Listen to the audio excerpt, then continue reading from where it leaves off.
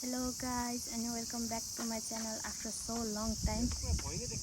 आज चाहिँ हामी जापानमा माछा मार्न आएको. मसँग चाहिँ यहाँ विकासजी हुनुहुन्छ.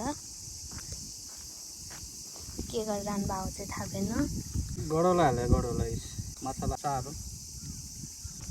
अर्को माछा उफ्रिरहेको रहेछ. माछा अघि परिसक्यो यहाँ एउटा बडेमाको. टाइममा उफ्रिन्छ यहाँबाट. फुल बक्समा हाल्नु पर्ने. लेउ पनि हाल्नु पर्छ. यो लेउ चाहिँ चट्नी मासुसँग साग हाल्थे. सेतो बक्समा चाहिँ के हो त उताको? त्यो गडौला फुल बक्स हो त्यो. जुगाडको कास्टिङ चाहिँ कसरी गर्ने नि? के हो यो कास्टिङ?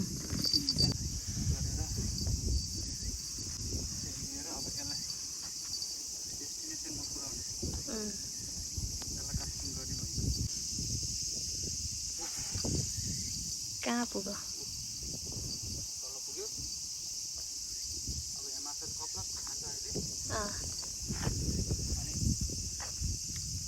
घन्टी या रिङ्गिङ बेल बजेपछि अनि छुट्न आउनु.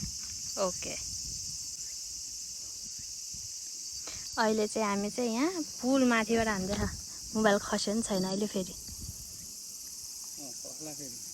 यति ठुलो छ खोला पनि. ठिक छ. यहाँ पनि छ एउटा फिसिङ रड हानिरहेको छ तल. तर कहाँनिर छ चाहिँ देखेको छैन मैले. ल हेर्नुहोस् गाइजहरू, माछा भनेको त कछुवा परेको अवस्था. कछुवा पनि सानो परेछ, झुन्डिरह. कहाँ पुगो आयो आयो आयो. कमिला जत्रै देखिरह देख्न चाहिँ. तर ठुलो छ यो. यस्तो बित्ति ठुलो नि होइन. ओ पेटमा त कस्तो के कलर रहेछ भाइ. ओ दामी. गाइस हामी माछा हन्टिङमा आएको थियौँ तर पायौँ कछुवा. हेरौँ कछुवा.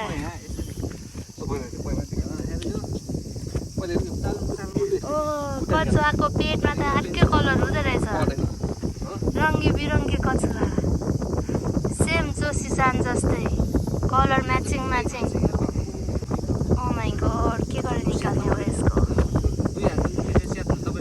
यो गाइजले मैले भिडियो खोल्नुभन्दा पहिल्यै फ्याल्देर कछुवा भाग्यो.